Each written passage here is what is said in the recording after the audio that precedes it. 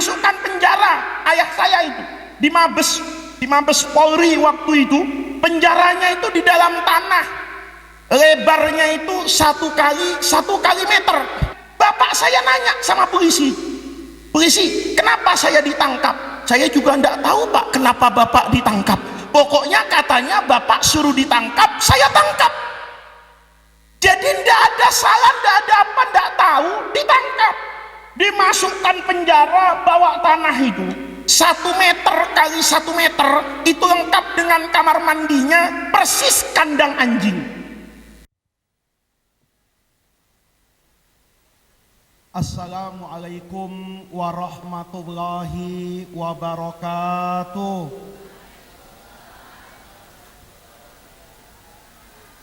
Bismillahirrahmanirrahim. Alhamdulillahirabbil alamin. Wassalatu wassalamu ala asyrafil anbiya'i wal mursalin wa ala alihi wa sahbihi ajma'in. Amma ba'du.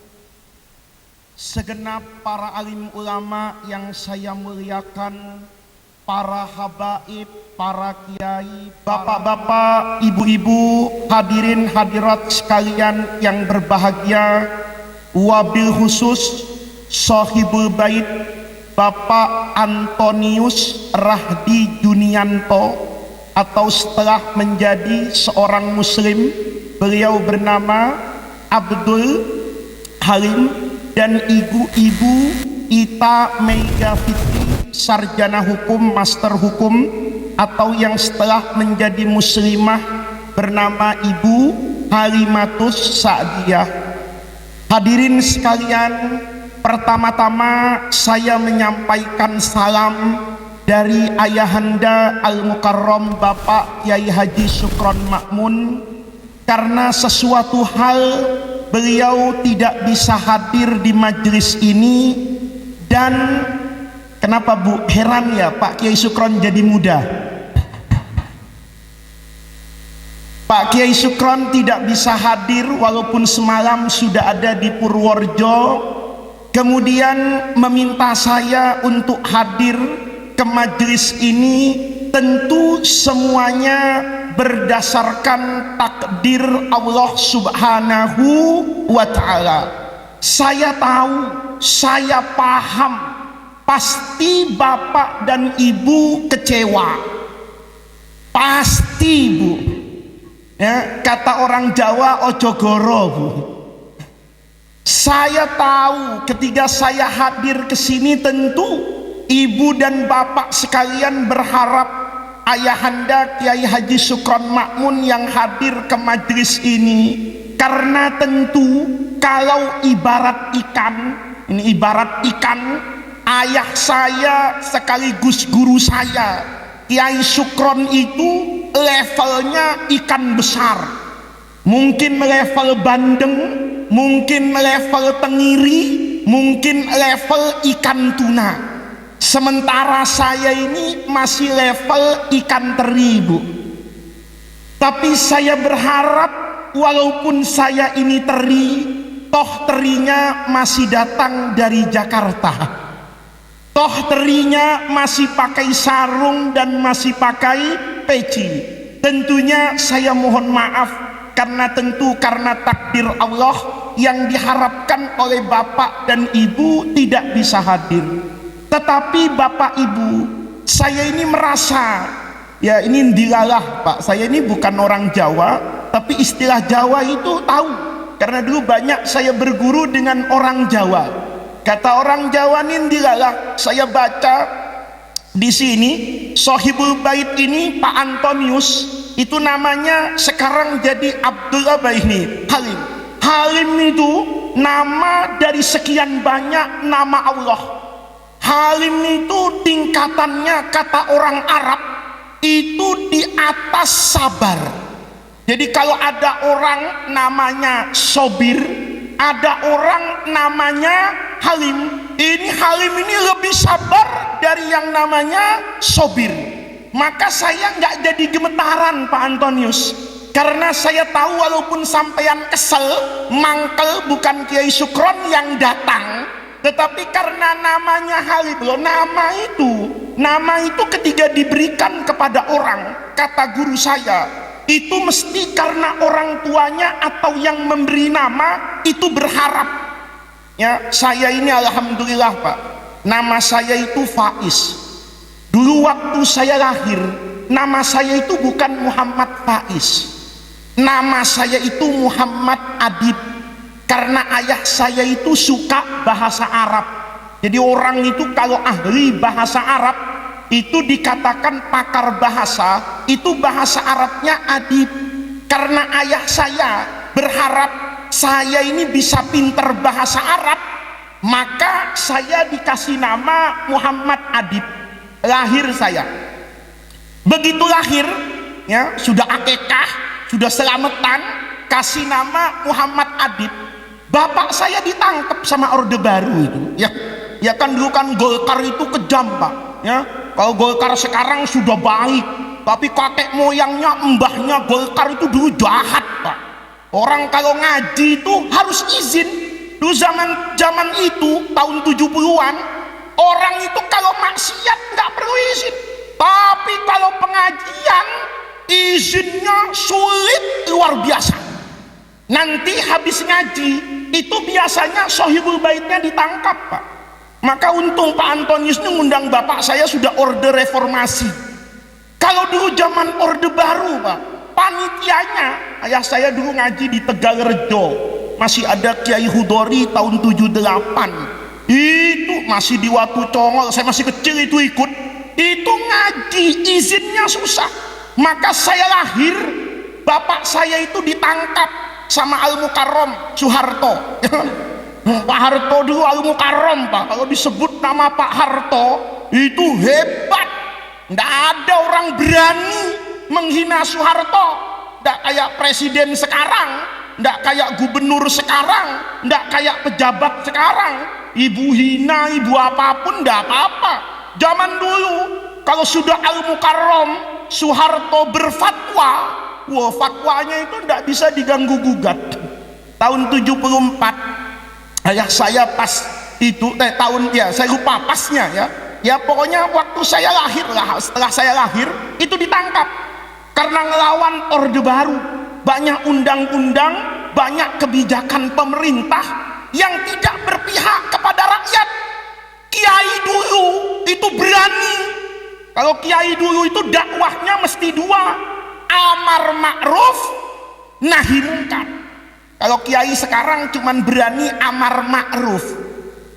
Jarang sekarang kita dengar ulama yang berani nahi mungkar. Kenapa? Karena kadang-kadang pengikutnya kiai ini suka mengerjakan yang mungkar-mungkar. Kalau kiainya nahi mungkar, bubar jamaahnya. Ya ini bapak saya dulu amar ma'ruf nahi mungkar, ditangkap sama Pangkop Kamtib ya, itu Amirul Mukminin Sudomo, itu jahatnya luar biasa waktu itu. Kalau sudah disebut, lo kan Panglima itu dulu nyebutnya Amir, itu Pak Domo nangkap itu, dimasukkan penjara. Ayah saya itu di Mabes Polri waktu itu, penjaranya itu di dalam tanah, lebarnya itu 1 kali meter.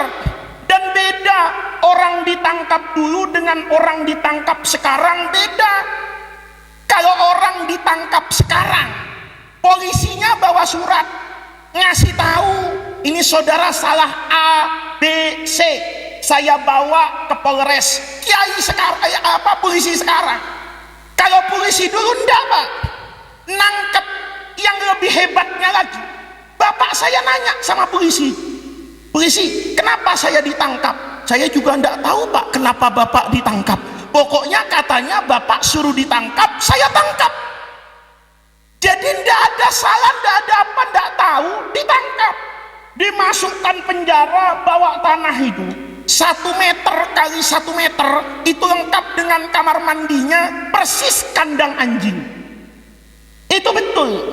Tapi dulu ayah saya itu dikasih ijazah sama kiai-kiai di Tegalrejo zaman dulu itu ya.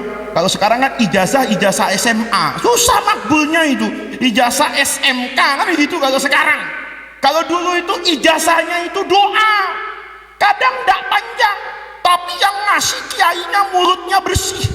Kadang diijazahi itu cuma Bismillahirrahmanirrahim la yadurru ma'asmihi syai'un fil ardi wala fis sama'i wa huwas sami'ul alim. Kata kiai, baca ini tiap maghrib 3, tiap subuh 3, dibaca sama bapak saya.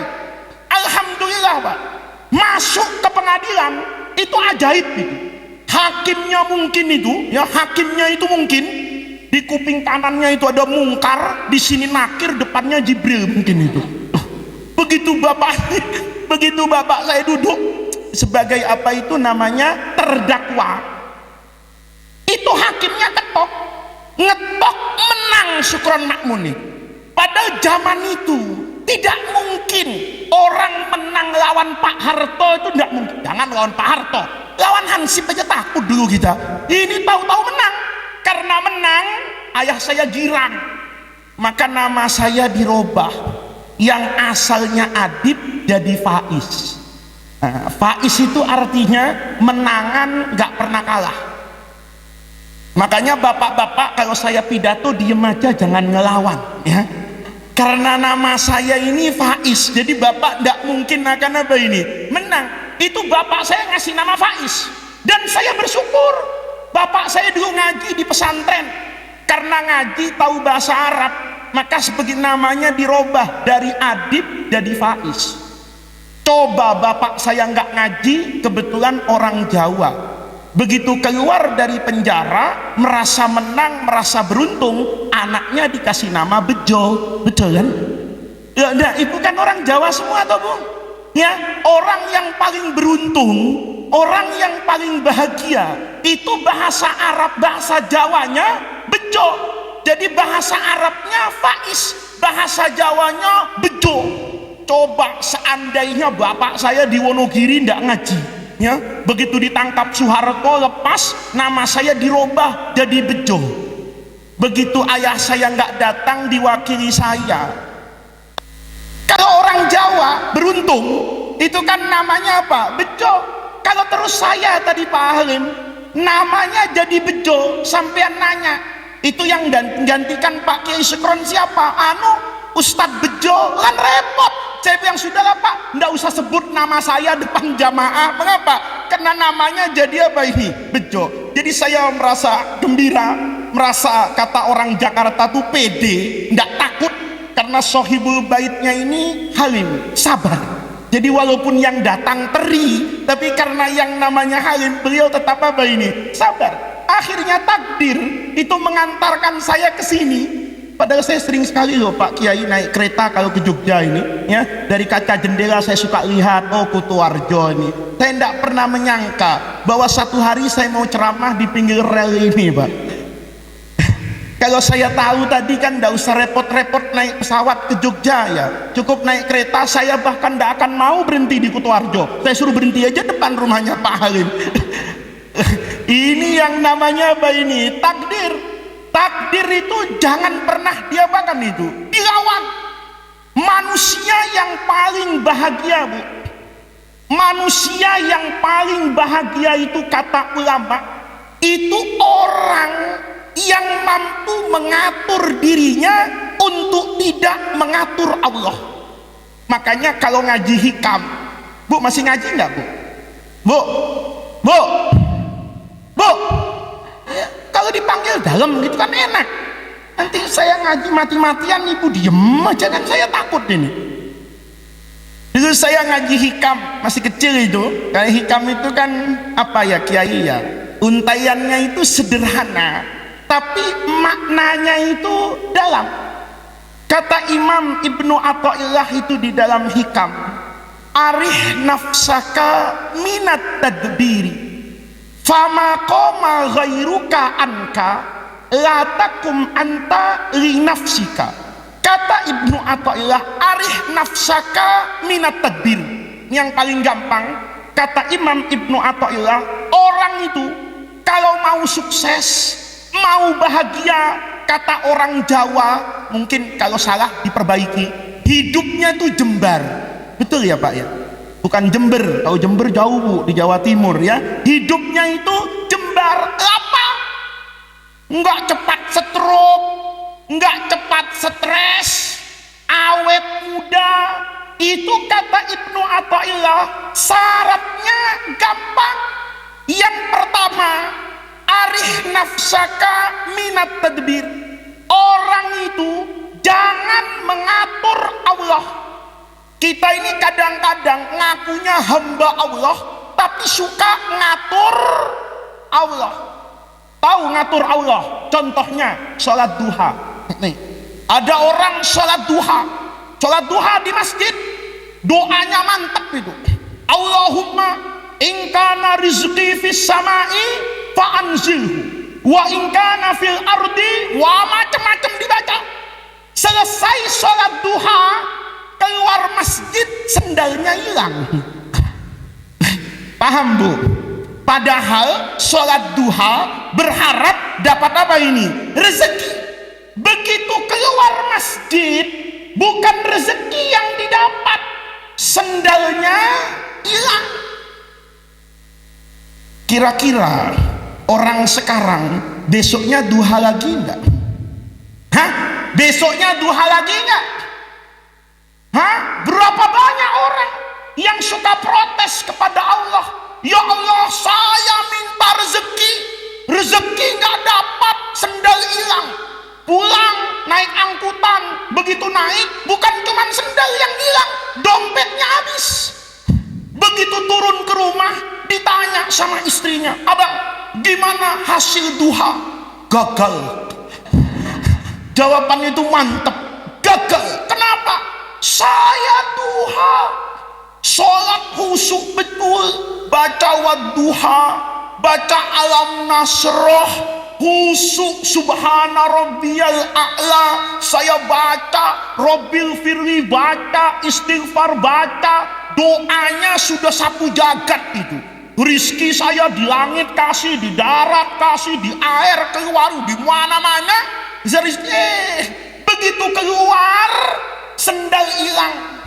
Baru sendal hilang naik angkutan, tega juga itu. Orang nggak pakai sendal, dompetnya dicikat juga sama copet. Berapa banyak dari kita yang kemudian berhenti sholat duha? Kenapa? Karena dia memaknai rezeki itu hanya uang. Karena dia seolah-olah mau ngatur Allah. Ya Allah, beri saya rezeki. Rezekinya apa? Duit. Padahal rezeki itu tidak selamanya duit. Rezeki sehat. Tahu sehat? Sehat mahal nggak? Mahal nggak? Saya dulu pernah jadi murid yang setengah pinter tapi setengah kurang ajar. Ini ada orang setengah pinter tapi setengah kurang ajar, setengah bodoh juga ini. Guru sakit. Guru nih sakit. Umurnya sudah 70 tahun, sakit. Begitu sakit, sakitnya itu tidak bisa napas sama tidak bisa kencing. Sesak napas. Maka oleh dokter disuruh pakai ventilator. Ventilator itu pemacu paru-paru, ya. Karena pakai ventilator kan harus ada tanda tangan macam-macam persetujuan karena harganya mahal. Kemudian karena tidak bisa kencing, dokter memvonis ini ada yang salah dengan ginjalnya. Maka ginjalnya harus diapakan ini? Dicuci. Maka kemudian dokter dengan perawat itu ngasih kertas kayak begini nih. Kiai suruh tanda tangan. Suruh tanda tangan, ada biaya macam-macam. Waktu tanda tangan, kiai ini nangis. Nah, murid-murid ini separuh pinter, separuh bego, separuh goblok ini muridnya, termasuk saya. Saya bilang, ini guru kita nangis ini. Kayaknya biaya rumah sakitnya mahal. Kalau ndak mahal, mosok nangis. Kan begitu. Ini namanya murid separuh pinter, tapi separuh bego ini. Maka kemudian kita bilang, nih guru ngajarin kita bertahun-tahun. Kita tahu mana yang hak, mana yang batil karena siapa? Karena guru. Kita tahu baca mana alif lam mim, mana alam taro karena guru. Coba nggak pakai guru, buka Quran langsung bingung. Al-Baqarah alif lam mim, kemudian ayat lain alif lam mim juga, tapi bacanya harus alam taro. Nggak boleh dibaca alif lam mim taro apaan, kan begitu lah. Ini karena guru. Kita bilang kita tahu yang baik, yang buruk, yang bagus, yang jelek karena guru. Sekarang kata saya nih, saatnya kita membalas jasanya apa ini guru. Saya bilang sama teman saya, kamu berani berapa, kamu berapa, kumpul uang pak, karena muridnya banyak, kumpul uang, banyak uangnya. Maka terus teman saya ini memberanikan diri bisikin Pak Kiai. Kiainya lagi nangis, bisikin. Ini murid separuh pinter, separuh bego ya begini nih. Bisikin di kuping Kiai. Kiai, sudah, jangan apa ini, jangan sedih, jangan khawatir Kiai. Biaya pengobatan yang mahal ini, kata siapa ini? Kata kita, sudah ditanggung oleh murid-murid. Kiai, jangan apa ini, jangan Kiai sedih. Kiainya langsung bangun Pak. Langsung bangun, saya pikir mau terima kasih. Tahu-tahu kok tangannya nunjuk-nunjuk. Wah ini mau marah ini. Kalau terima kasih kan muridnya dipanggil, dirangkuli kan begitu. Ini kita ditunjuk-tunjuk. Kalian ini siapa yang bilang saya nangis karena nggak bisa bayar?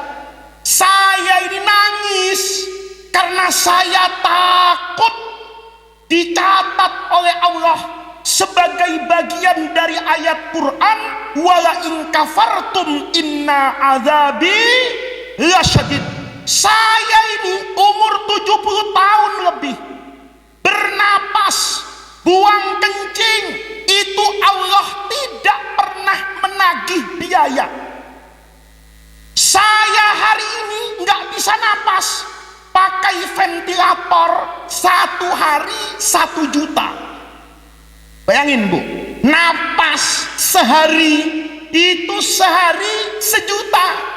Seandainya nih Allah hitung-hitungan sama kita, kemudian tiap pagi sore malaikat rokib atid kan nyatet, cuman nyatet Pak, untung nggak nagih. Coba lihat, kalau di Indonesia, di dunia orang nyatet mesti nagih Pak.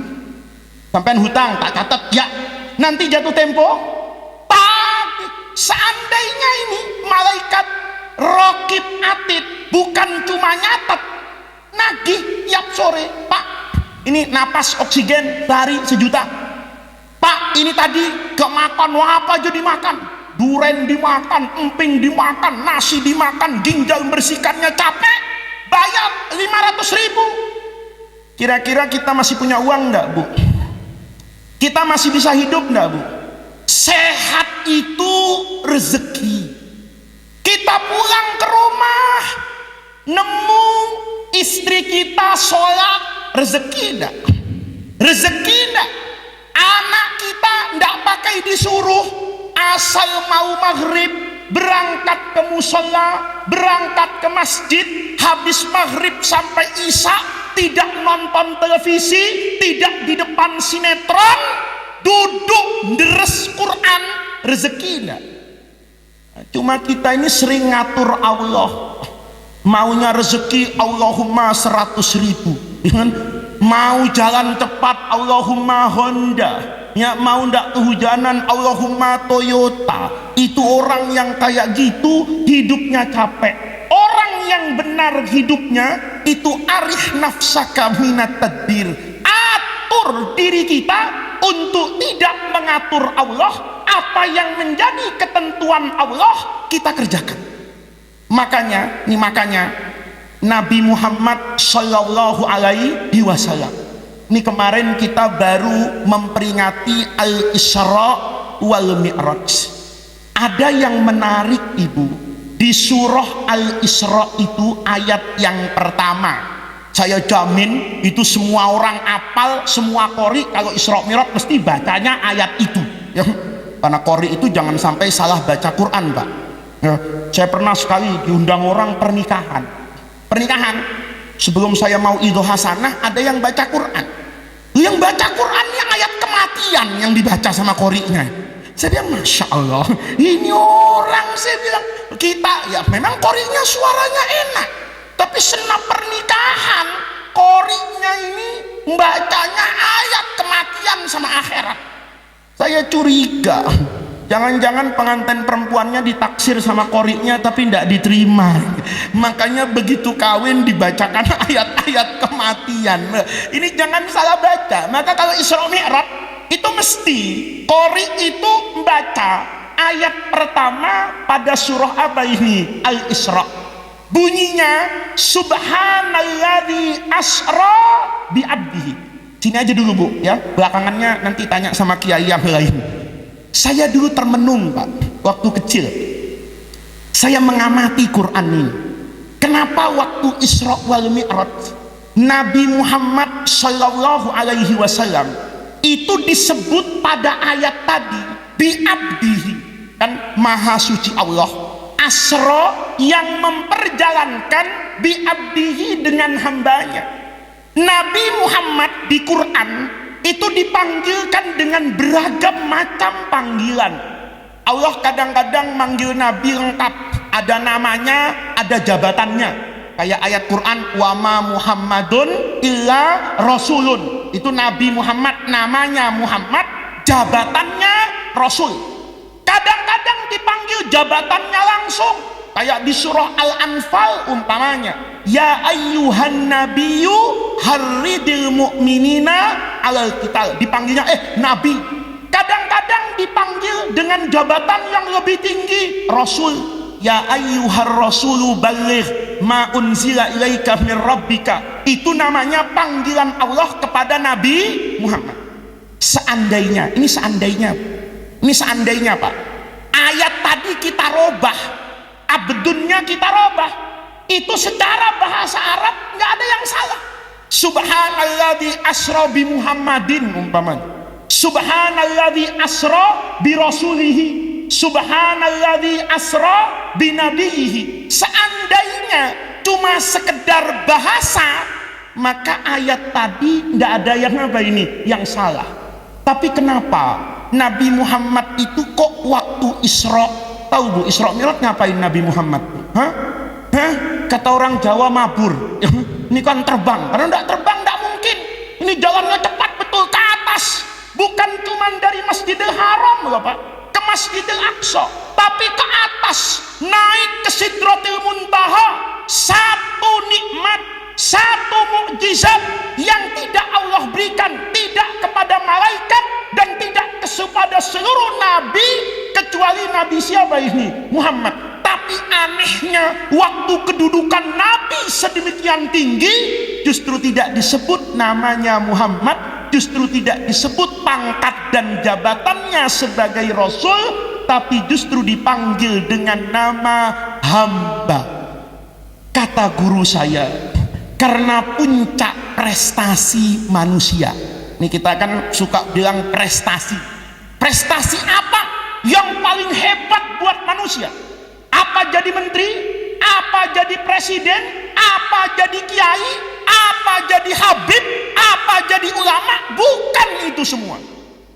Orang jadi presiden, kalau zalim masuk surga apa masuk neraka? Masuk neraka.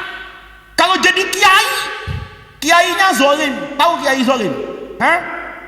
Kiainya zalim. Kalau dulu saya ngaji kecil itu, mazhabnya kiai itu biasanya 4 Pak kalau fikih. Yang pertama mazhab Imam Abu Hanifah, namanya mazhab Hanafi.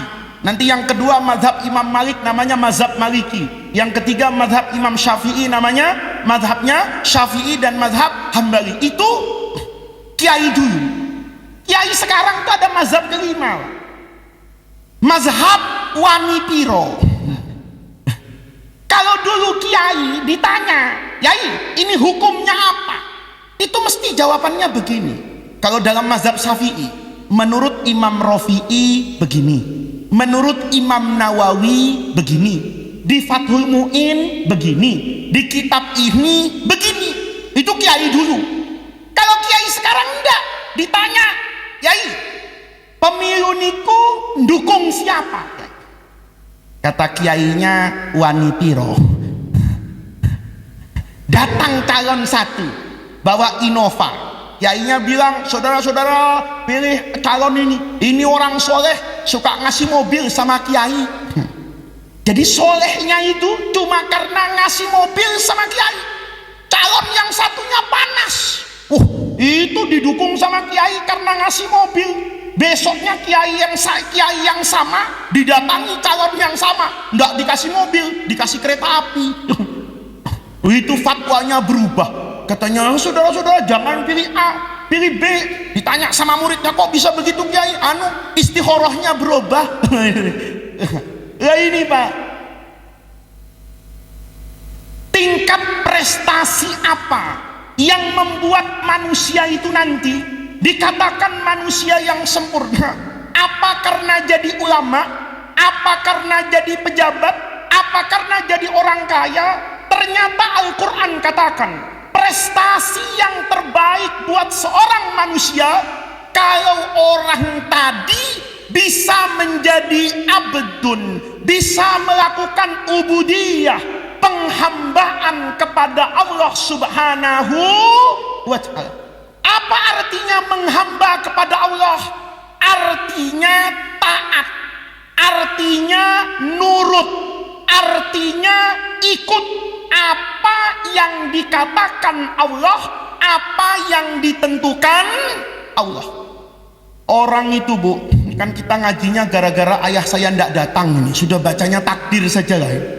Ini Bu, orang yang paling bahagia kalau ndak pernah marah sama apa yang ditentukan Allah, kemudian dia ikut apa yang seharusnya dia kerjakan sambil berserah diri kepada siapa ini? Allah. Nanti ibu akan lihat orang yang nurut kepada Allah, walaupun sepertinya apa yang disuruh tidak masuk akal, asal nurut sama agama, sama Allah, hidupnya itu luar biasa.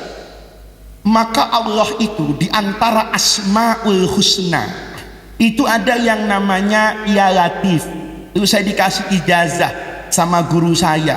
Kata guru saya, nak, kalau hidupmu mau enak, ya, hidupmu mau enak, habis setiap sholat banyak-banyak baca Ya Latif, Ya Latif, Ya Latif, Ya Latif, Ya Latif. Berapa kiai? Macam-macam itu, ya. Ada kiai satu bilang 4.000. Begitu dengar 4.000, santrinya nawar. Jadi santri itu yang suka nawar itu bukan cuma pedagang di pasar. Saya nawar, wah banyak betul.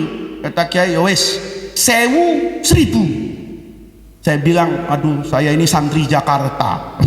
Macet di mana-mana. Kalau zikirnya 1.000, ya bubar pengajiannya kiai. Kata kiai, sudahlah 415, masih nawar. Nawar-nawar aja kiainya kesel, wes gak usah dungo. Karena terlalu apa ini, habis. Itu Ya Latif. Allah itu Bu, kata guru saya, sifat Allah yang azim itu disebut latif. Apa itu latif? Lembut. Allah itu Bu, kalau sudah ibu nurut sama ketentuan Allah, Allah akan memberikan satu lutfun, satu kelembutan yang tidak pernah dibayangkan oleh manusia. Ini kalau diceramahin, dijelasin lama. Kalau pakai cerita gampang. Cerita, contoh. Bu, kenal Nabi Musa? Kenal? Enggak kenalan, belum kenalan Bu ya. Tapi tahu ada nabi namanya Nabi Musa ini jasanya buat kita besar loh Bu. Apa jasa Nabi Musa buat kita? Kalau bukan karena Nabi Musa, mungkin kita bisa masuk neraka semua Pak. Waktu Isra Mi'raj itu kan sholat wajibnya berapa? 50. Nabi Muhammad terima sholat 50 waktu. Bayangin, Nabi Musa itu baik betul sama kita. Kata Nabi Musa, Muhammad, tidak akan kuat umatmu.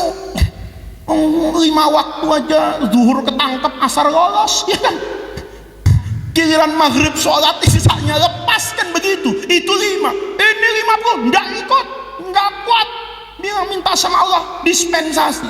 Padahal Pak, Nabi Musa itu dulu sebelum Nabi Muhammad lahir, waktu masih hidupnya itu, Nabi Musa itu pernah nangis Bu, di mihrab tempat ibadah. Nangis Nabi Musa. Begitu nangis, tanya santrinya itu, pengikutnya Nabi Musa, mayubkika, apa yang buat kamu nangis? Kata siapa ini? Muridnya. Kata Nabi Musa, sayub'asuhulamun, nanti akhir zaman saya ini buat nangis nih, karena ada anak-anak diangkat oleh Allah jadi nabi. Maksudnya anak-anak itu ya Nabi Muhammad.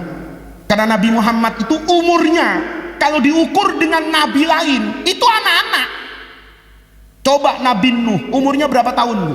1000. Kalau ada orang umurnya 100 tahun di Kutoarjo, kakek-kakek, betul, 100 tahun, waduh jarang itu sekarang. 100 tahun di Kutoarjo, kakek-kakek. Tapi buat Nabi Nuh itu 1000 tahun, berarti anaknya 900 tahun, cucunya 800 tahun, cicitnya 700 tahun. Bawahnya cicit apa, Bu? Curut, bukan? Hah? Ya pokoknya bawahnya itu lah, berarti 700, 600. Makanya kata Nabi Musa, saya ini sedih nanti akhir zaman ada nabi anak-anak, dakwahnya nggak lama. Nabi Muhammad tuh dakwah cuma 23 tahun, bandingin sama Nabi Nuh dakwah 950 tahun, hampir 1000 tahun, muridnya 50, Pak. Kalau belajar statistik ya kan gampang toh. 1000 bagi 20 keluar angka berapa ini? 1000 bagi 50 keluar angka 20 tahun. Jadi Nabi Nuh itu buka pesantren. Pesantren Nabi Nuh menerima santri baru selama 20 tahun, yang daftar 1. Kalau saya pensiun jadi kiai, 20 tahun muridnya 1. Itu Nabi Nuh. Nabi Musa bertahun-tahun, Rasulullah cuma 23 tahun. Tapi nanti umatnya, kata Nabi Musa, paling banyak masuk surga. Maka saya sedih, kata Nabi Musa, saya inginnya sebenarnya umat saya paling banyak nanti di mana? Di surga. Tapi Nabi Musa itu karena Nabi tidak hasut. Begitu Nabi Muhammad dapat sholat 50 waktu, kalau Nabi Musa hasut kan dibiarin Nabi Muhammad, atau malah ditambahin. Begitu lapor, dikasih apa Muhammad? Sholat Musa berapa? 50, kurang Muhammad, ya kan? Lalu bagaimana Musa? Bagusnya 100. Itu namanya nasihat yang menjerumuskan. Kalau 100 waktu, Bu, jangankan orang awam, saya jamin ustadz model saya masuk neraka. Lah sholat 100 waktu, kapan ceramah, kapan ngajar, kapan cari uang, kapan mandi, ya, kapan nikah, kapan bekerja, tidak ada waktu.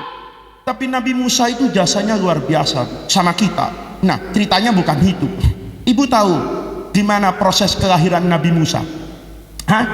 Nabi Musa itu kalau kata orang Jakarta, lahirnya itu pada masa yang apes. Apa apes? Sial. Apa sial itu? Hah? Ya sial itu kayak ada orang nih, ya mau jualan es. Karena kemarin sudah masuk bulan Juni, Juli, ya kan, panas. Wah, saya tak jualan apa ini? Es. Begitu gerobaknya jadi, hujan tiap minggu. Itu namanya apa itu? Apes, paham ya? Nabi Musa itu lahir pada masa yang apes. Kenapa apes? Karena Fir'aun mimpi. Ibu tahu Fir'aun? Hah? Tahu, Bu? Ada di pasar Purworejo ada? Enggak ada. Ya berarti enggak tahu kan? Fir'aun ini, Bu, pemimpin yang zolim ini, Fir'aun ini. Satu ketika Fir'aun ini mimpi dipatok ayam. Paham, dipatok ayam? Kepalanya ini dipatok ayam. Fir'aun tuh kaget. Kenapa kaget? Karena dia yang matok ayam. Kata Fir'aun, jenderal saja takut sama saya. Loh, ibu jangan lupa, Bu, Fir'aun itu rusak jadi pemimpin zolim bukan karena sendirian, karena semua kekuatan masyarakat mendukung Fir'aun. Siapa kekuatan masyarakat? Yang pertama Haman. Haman itu panglima TNI. Tentara ada di belakang Fir'aun. Kalau sudah pemimpin didukung oleh senjata, siapa yang berani? Haman dukung Fir'aun. Yang pertama. Yang kedua, orang kaya, pengusaha. Siapa pengusaha yang dukung Fir'aun? Pengusaha terkenal, namanya Korun. Pernah dengar, Bu? Ini orang kaya paling terkenal sedunia. Sampai kalau ada harta terpendam itu disebut harta karun. Tidak ada orang bilang hartanya Abu Rizal Bakri, tidak ada. Semuanya bilang nemu mesti hartanya siapa ini? Karun. Saking kayanya Korun. Jadi Korun orang kaya ini mendukung Firaun. Yang ketiga Bal'am. Ini Bal'am ini Kiai Wanipiro. Ya, Bal'am tuh kiai wani piro. Fir'aun tiap bikin kebijakan tanya sama Pak Kiai, Pak Kiai ini boleh apa enggak? Kata Bal'am boleh, yang penting wani piro. Nah, jadi kalau ada kiai wani piro, ganti namanya jadi Kiai Bal'am. Itu 3 kekuatan: ulama, tentara, orang kaya mendukung Fir'aun. Maka Fir'aun jadi pemimpin yang apa ini? Zolim. Dia bilang, kiai saja takut sama saya, tentara saja sujud di kaki saya, kok ada ayam berani matok saya? Kalau ada menteri ngelawan presiden itu masih pantas, Pak. Tapi kalau ada RT nabok Pak Jokowi, itu kira-kira RT-nya kayak apa? Itu kan RT paling berani sedunia. Kata Fir'aun, Masya Allah, tentara takut sama saya, ini ayam matok. Maka Fir'aun tuh mimpinya ngena di hatinya, nggak bisa tidur. Karena nggak bisa tidur, panggil dukun. Nih, orang kalau ada apa-apa biasa manggil dukun, itu turunan Fir'aun. Ya, ada apa aja isyarat, apa aja mesti yang dipanggil dukun. Itu mesti anak turunan Fir'aun itu. Fir'aun tanya, Mbah, saya malam mimpi nih Mbah, dipatok apa ini? Ayam. Kata namanya dukun, ya, jawab saya nanya aja. Kata dukun, itu tandanya ada bayi laki-laki yang akan menghancurkan Anda. Padahal tidak masuk akal. Apa kaitannya ayam dengan bayi laki-laki? Itu tidak ada logikanya. Fir'aun apa ini? Percaya. Karena Fir'aun itu percaya betul sama dukun. Bikin pengumuman, semua bayi laki-laki yang lahir harus diapakan? Dibunuh. Fir'aun bikin peraturan. Dari Fir'aun turun ke Menko Polhukam, ya kan? Dari Menko Polhukam turun ke Mendagri, Mendagri turun ke seluruh gubernur, gubernur turun semua bupati, bupati turun semua camat, sampai hansip di desa. Semua bayi lahir laki-laki bunuh. Ibu-ibu yang mau lahiran itu stres semua. Semuanya megang perutnya, Pak. Ya iyalah, orang hamil masuk megang pantatnya, megang perutnya lah. Dilus-lus perutnya. Allah, nak, apes bener nak, mati kamu nak nanti. Kecuali Ummu Musa. Nabi Musa, ibunya bilang, saya kan ditanya sama tetangganya, kok kamu ndak stres? Kok kamu ndak takut? Enggak. Namanya anak itu karunia dari siapa? Allah. Kalau Allah ngasih sesuatu, pasti Allah akan mengurus itu. Karena ini Allah. Beda sama bupati. Bupati kadang-kadang ngasih tapi nggak bertanggung jawab. Ya, ngasih mesin tapi nggak ngasih perawatan. Bangun masjid tapi nggak ngasih gajinya imam. Nah, itu namanya ngasih tapi nggak bertanggung jawab. Saya kalau mau disumbang sama pemerintah itu, makanya nggak ada yang nyumbang Pak ke Pak Kiai Sukron itu. Karena kalau minta sumbangan paling rewel Pak Kiai. Ini Pak Kiai saya sumbang masjid. Pak Kiai nanya dulu, duitnya dari mana? Harus tahu sumbernya, ini halal apa ini haram. Nanti ditanya, Pak, ini macam-macam kayak. Ini Fir'aun, ya, ibunya Nabi Musa. Begitu semua orang sedih, dia nggak sedih. Kenapa? Karena kata ibunya Nabi Musa, ini bayi karunia Allah. Yang ngasih Allah, pasti yang jamin Allah. Tenang. Begitu tenang, turun malaikat Jibril, bilang sama nih perempuan, jangan lahiran di Kotoarjo. Umpama Nabi Musa orang Kotoarjo, ya, umpama kata malaikat Jibril, Bu, jangan lahiran di Kotoarjo. Kenapa? Banyak polisi, banyak hansip, banyak pejabat pemerintah. Lalu gimana? Oh, lahiran sana di Gunung Selamet umpamanya, di atas gunung. Itu ibunya Nabi Musa nggak protes. Kata ibunya Nabi Musa, ini perintah Allah, berangkat masuk gua lahiran. Begitu lahiran, bentar, ini ngaji sampai jam berapa Pak? Hah? Hampir 1 jam ini pengajian. Nabi Musanya belum lahir ini, ya kan? Ibu udah sholat asar Bu? Belum, ya nanti berarti harus ada waktu nih. Jangan sampai nanti ngaji tapi tidak sholat asar. Itu juga orang separuh pinter separuh bego, ya begitu itu. Ngaji datang tapi tidak sholat subuh, ada yang begitu ya. Ini karena ini perintah Allah, nurut ibunya ini. Nurut lahiran. Begitu lahir, Jibril datang lagi Bu. Kata Jibril, Bu, anak ini susuin banyak-banyak. Tahu disusuin banyak-banyak? Disusuin. Kok begitu menyusu kan biasa sendawa. Kata orang Jawa Sunda, wah bayinya itu warak, kata orang Jawa. Diemin dulu. nanti 10 menit susuin lagi sampai kenyang. Maka dalam sejarah Nabi Musa 2 hari itu usianya lebih besar daripada anak bayi biasa. Selesai agak badannya sehat, kata malaikat Jibril bilang lagi sama ibunya Nabi Musa, cari kotak kayu. Tahu kotak kayu? Kayak ibu kalau beli kecap itu, satu peti, cari petinya kecap. Kata ibunya Nabi Musa, apa urusannya nih Nabi dengan peti kecap? Ya kan? Ya pokoknya perintah Allah. Bayi itu letakkan di kotak kayu, lempar di sungai Serayu. Dari Gunung Salak tuh ya. Dari gunung apa ini? Selamat. Ke sungai apa ini? Serayu, biar jalan ke laut. Biar nyampe Semarang, Cilacap atau mana lah, terserah. Kata siapa ini? Kata Jibril. Ibunya Nabi Musa taat, langsung pergi ke Alfamart cari kotak kayu bekas itu ya. Ya umpama ya. Ini nanti bapak tanya, masa iya zaman Nabi Musa ada Alfamart? Ya enggak ada. Ya, ini supaya bapak enggak tidur aja kan begitu. Ke Alfamart cari dapat kotak apa ini? Kayu. Kata malaikat Jibril, kasih selimut sedikit ya. Mungkin kalau ada pempes kasih pempes 2 gitu loh. Kata siapa ini? Malaikat Jibril. Letakkan anakmu, lempar di sungai. Itu ibunya Nabi Musa nggak protes. Samikna wa atokna. Kalau orang sekarang jarang pak yang samikna wa atokna. Yang sering samikna wa pikir-pikir. Tahu samikna wa pikir-pikir? Nah, yasmaknya sering denger ya, tapi melakukannya nanti dulu. Ini ibunya Nabi Musa disuruh naruh anak ini di kotak kayu, lempar ke sungai, nurut. Coba kalau ibu sekarang nurut nggak kira-kira? Hah? Nurut nggak? Nggak nurut. Anak kok mahal ini anak. Tapi ibunya Nabi Musa nurut. Itu bayi dilewat, dia ditaruh di kotak kayu, jalan di sungai. Lihat, Allah itu maha latif, mau menyelamatkan Nabi Musa dengan cara yang luar biasa. Lewat di sungai. Tahu-tahu Fir'aun sama istrinya itu sedang di Batu Raden, Pak. Kan di kaki Gunung Selamat kan Batu Raden itu. Lah iya, lagi apa ini? Lagi jalan-jalan presiden ini di Batu Raden ya. Dengan apa ini? Istrinya lagi ngopi sore ya, makan ubi rebus. Fir'aun tahu-tahu istrinya ngelihat ada kotak kayu di atas apa ini? Air di sungai. Maka istrinya itu bilang, ya, Mas, nih Firaun Jawa ini.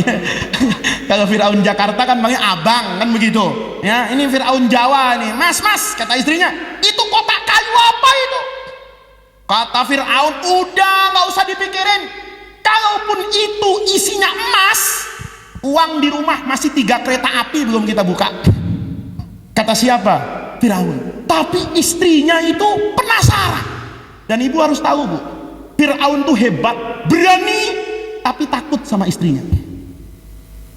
Jadi kalau ada suami di kantor hebat, orang sekantor dimarahin, pulang kepalanya dipukul pakai centong nasi sama suaminya, kencing di celana. Itu ada bau-bau Firaun. Itu dari hebatnya Allah. Firaun yang hebat itu kalah sama suara siapa itu? Istrinya. Begitu Firaun bilang, udah nggak usah, cuman kotak kayu, nggak bisa. Kata istrinya, pokoknya kalau Mas cinta sama saya, tuh kotak bawa ke sini. Firaun panik. Kata Firaun, wah ini kalau nggak diturutin ini Kanjeng Putri bisa tidur sendirian nanti malam. Kata Firaun. Kata siapa ini? Kata Firaun telepon, namanya Firaun, yang ditelepon kepala staf angkatan laut. Kata Fir'aun, Laksamana, kirim marinir yang paling bagus, tangkap itu kotak kayu. Kalau nggak ketangkep, tak bunuh kau.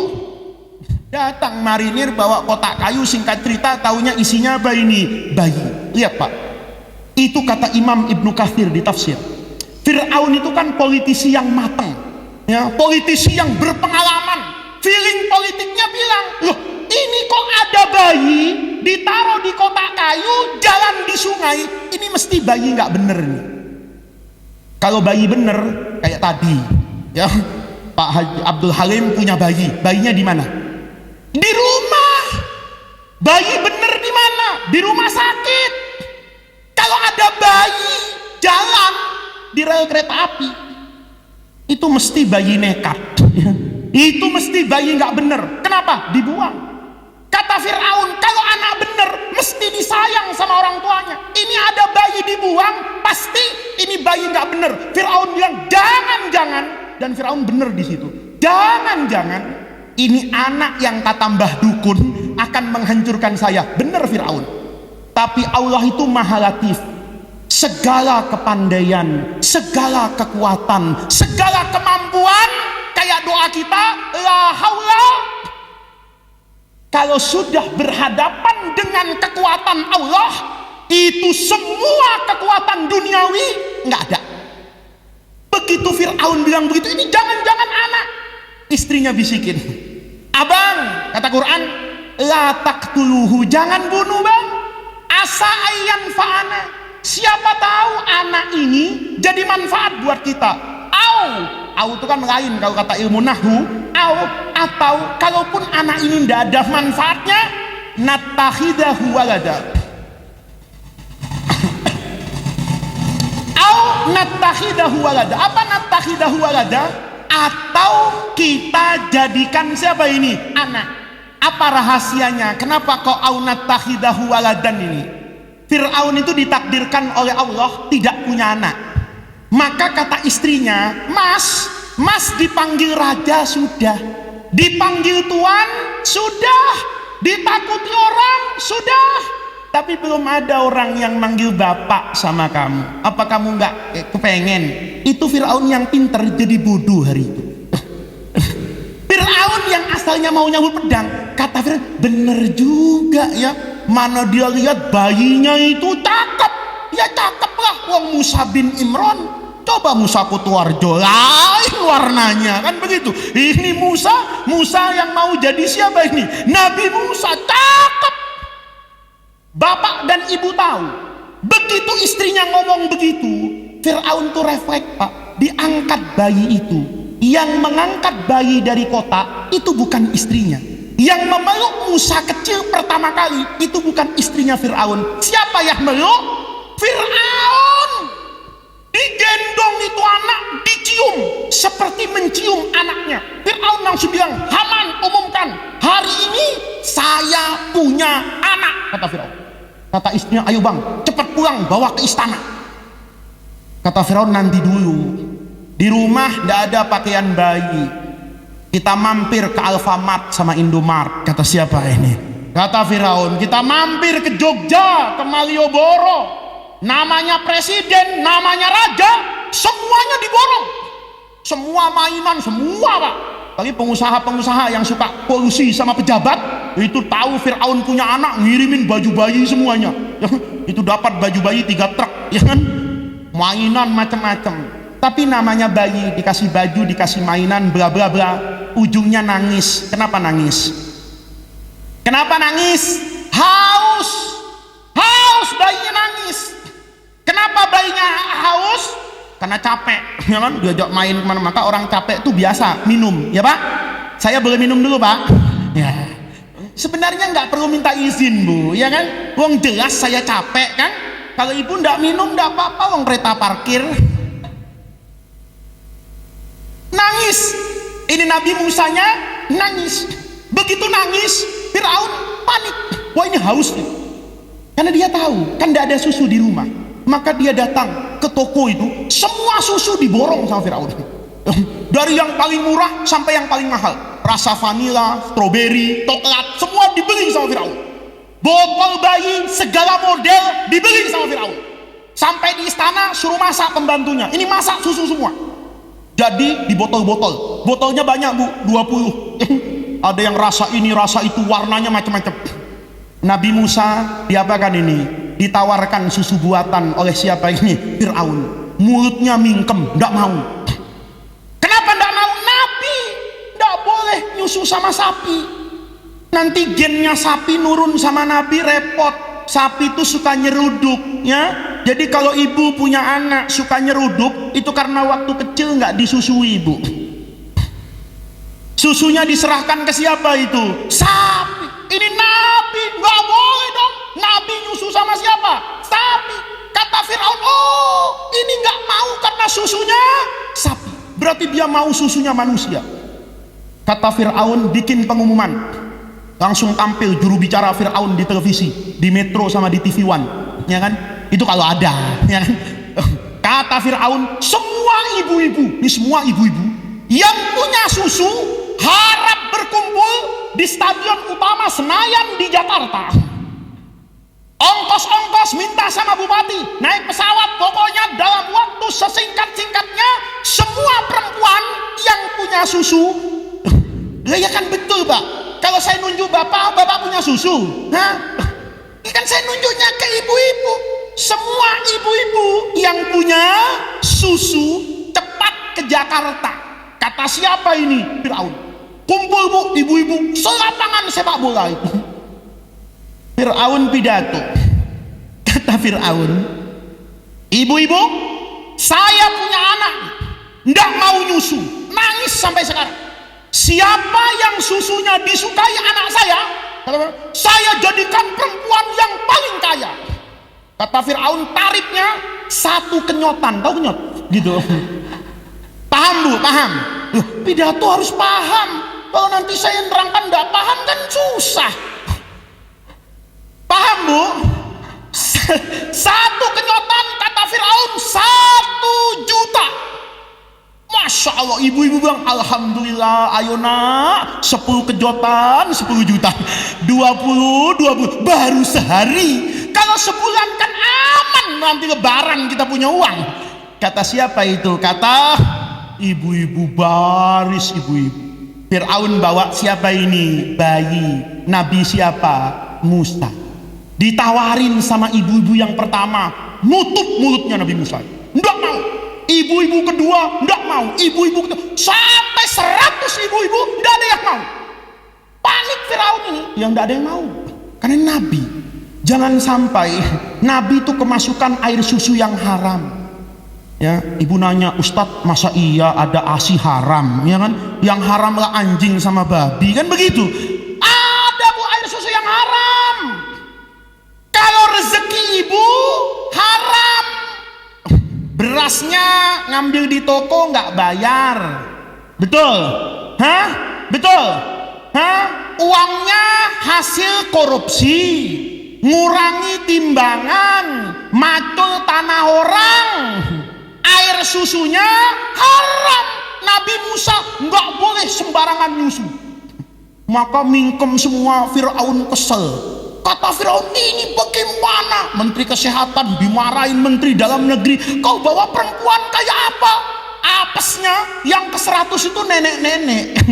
Makanya kata, pantes anak saya nggak mau, ini susu nenek-nenek, susu basi dibawa. Pokoknya singkat cerita, nggak ada yang mau ini. Paham Pak? Kakaknya Nabi Musa ini yang perempuan, kan memang disuruh sama ibunya untuk ngikuti itu mata-matai kemana anak ini nanti bermuara. Begitu ngelihat adiknya kehausan, kakaknya ini nggak tahan, kasihan adik ini haus, ngomong. Ini Fir'aun nih Pak, lihat nih, orang tuh kalau sudah berhadapan dengan kekuatan Allah, sehebat apapun, sepinter apapun, nggak ada manfaatnya. Ngomong adik kakaknya Nabi Musa nih di surah Toha. Kata kakaknya ini ngomong ke Fir'aun begini, hal adullukum alaman yakfuluhu, mau ndak saya kasih tahu perempuan kalau dia yang ngurus bayi ini pasti mau nyusu. Mestinya Fir'aun curiga kan, ini ada ribuan perempuan ndak mau, kok ini nawarin mau. Maka kemudian kata Fir'aun udah panik ini karena Nabi Musa nggak mau minum. Kata Fir'aun, ya sudah, panggil itu perempuan. Kata kakaknya Nabi Musa, kan ibunya masih di gunung. Fir'aun, perempuannya masih di Banda Aceh. Fir'aun langsung telepon Menteri Perhubungan, Ignatius Jonan, ya kan? Itu pesawat Garuda dari Jakarta terbang sekarang kan? Kemana? Ke Aceh. 2 jam nyampe sini, nggak nyampe tak bunuh kowe. Kata siapa ini? Fir'aun. Pokoknya maunya datang. Itu ibunya Nabi siapa itu? Nabi Musa. Datang nih perempuan. Fir'aun itu yang pinter jadi apa itu? Bodoh. Datang nyembah sama perempuan ini. Ibu, saya minta tolong. Jarang-jarang Fir'aun minta tolong. Bukan jarang-jarang, gak pernah. Firaun minta tolong, ya ibu tolong, ini anak saya sudah tidak mau apa ini, tidak mau makan, tidak mau minum, tidak mau nyusu, tolong. Kalau ibu, ya ibu mau nyusui anak ini, ibu saya jamin kehidupannya. Ya ibunya tenang aja, coba serahkan ke saya. Diserahkan. Nabi Musa begitu diserahkan, mau nggak nyusu? Bukan mau lagi, doyan. Kenapa doyan? Ibunya Firaun itu yang pinter jadi goblok. Mestinya curiga nggak Pak? Ini ada 2000 ibu-ibu. Kalau satu ibu-ibu kan pabrik susunya 2 Bu. Ya ini beneran toh, ya kan? Berarti kan ada 4.000 susu. Masa 4.000 ndak mau?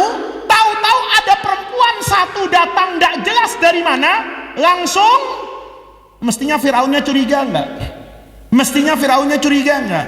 Tapi tadi kata Ibnu Athaillah, arih nafsaka minat tadbiri. Nggak usah ngatur Allah, ikut apa kata Allah. Lihat, begitu nyusu langsung ibunya diangkat jadi staf istana. Lihat, waktu ini balik ayat yang pertama.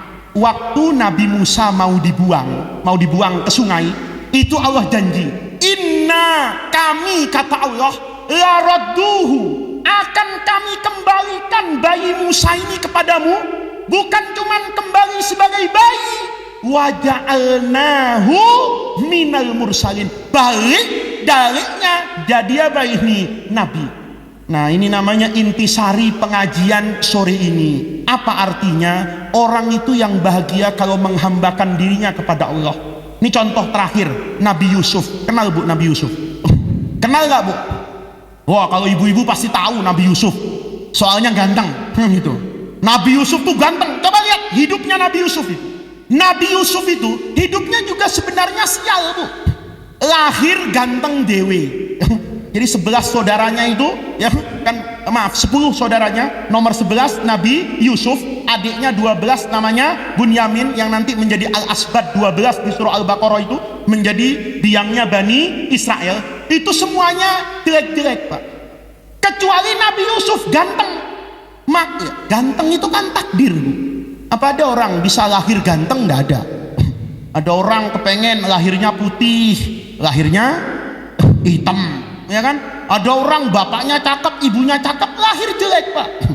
Ada orang bapaknya jelek, ibunya jelek, anaknya cakep. Itu takdir. Maka Nabi Yusuf itu ikut takdir. Begitu lahir cakep, dibuang sama saudaranya. Ibu lihat kan, sampai ke Mesir difitnah macam-macam, masuk penjara, tapi Nabi Yusuf nggak pernah protes. Lihat, begitu masuk penjara, Allah mau nyelamatin Nabi Yusuf. Pakai apa? Pakai mimpi Bu. Tahu mimpinya Raja Mesir? Nggak ada yang bisa nafsirkan. Yang bisa nafsirkan siapa? Nabi Yusuf. Maka Nabi Yusuf kemudian dikeluarkan sama Raja Mesir dari penjara untuk dijadikan apa? Untuk dijadikan apa Bu? Menteri.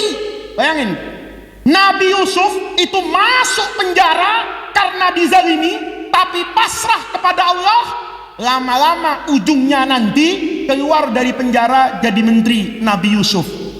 Kalau Yusuf sekarang terbalik, diangkat dulu jadi menteri baru masuk penjara. Kalau Yusuf yang dulu masuk penjara dulu baru diangkat jadi menteri. Itu hikmahnya. Maka hidup yang bahagia itu Bapak Ibu sekalian, kalau kita bisa mengatur diri kita untuk tidak mengatur Allah, menerima apa yang menjadi ketentuan Allah, tentu Allah akan memberikan yang terbaik buat kita semua. Ini yang bisa saya sampaikan pada pengajian sore hari ini. Mudah-mudahan dengan duduknya kita di majelis ini, dengan hadirnya kita di majelis ini, menjadi wasilah kita kepada Allah Subhanahu wa Ta'ala, untuk Allah bukakan untuk kita semua khairat dunya wal akhirah. Mudah-mudahan dari ketulusan hati kita menghadiri acara-acara keagamaan seperti ini, menghidupkan syiar ajaran agama Islam. Mudah-mudahan Allah mudahkan semua urusan kita, baik itu urusan dunia maupun urusan akhirat. Rabbana atina min ladunka rahmah wa hayyi lana min amrina rasyada. Allahumma la tahribna khaira ma indaka li syarri ma indana. Kurang lebihnya saya mohon maaf. Assalamualaikum warahmatullahi wabarakatuh.